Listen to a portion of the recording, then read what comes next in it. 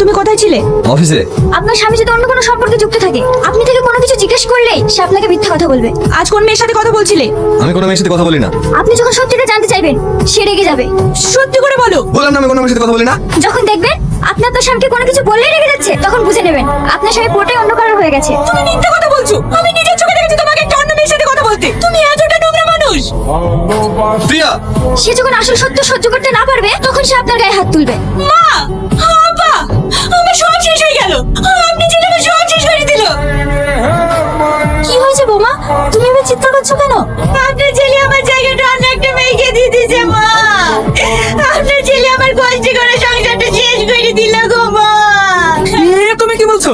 হ্যাঁ আপা, আপনার ছেলেকে জিজ্ঞেস করেন। আমি নিজের চোখে দেখেছি ওকে অন্য একটা মেয়ের সাথে রাস্তায় দাঁড়িয়ে কথা বলতে। বাবু, এগুলো কি সত্য? আব্বা, তোমাদের ওর মতো মাথা খারাপ হয়ে গেছে? আমি রাস্তায় যার সাথে কথা বলছিলাম সে হচ্ছে আমার অফিসের স্টাফ। আপা, ও মিথ্যা বলছে। আমি তোমার ভাত খাবো না। আমি তোমার ভাত খাবো না। আমি আজকে বাপের বাড়ি চলে যাবো। যাও বাবার বাড়ি, তোমাকে ভাত খেতে হবে। আমি জানতাম তুমি এইটাই বলবা। আমি এই বাড়ি থেকে গেলেই তো তুমি ওকে এই বাড়িতে নিয়ে আসবা।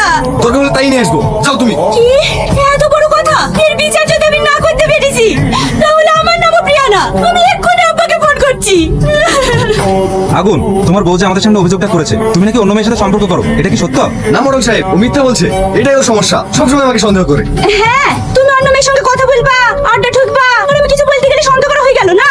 আপনি জানেন না মোড়ল সাহেব, ও একটা নোংরা ছেলে। আর তুমি মোড়ল সাহেব কি করবো বলেন? বাড়িতে একটা কাজ করবে না, সারাদিন মোবাইল নিয়ে পড়ে থাকবে। ওই রিলস আর ব্লগ বানাবে, মেয়েটাকে পড়তে বসাবে না, সংসার কি খেলো না খেলো তার কোনো খোঁজ রাখবে না, সবসময় শুধু মোবাইলের মোবাইল। দেখো বৌমা, আমাদের জীবনে মোবাইল হচ্ছে একটা পার্ট, তাই বলে এই নয় নিজের সংসারটাকে নষ্ট করে সারাদিন মোবাইল নিয়ে পড়ে থাকতে হবে। এটা তোমাদের বুঝতে হবে। যতদিন এই সমাজ না বুঝবে ততদিন এই অশান্তি যাবে না।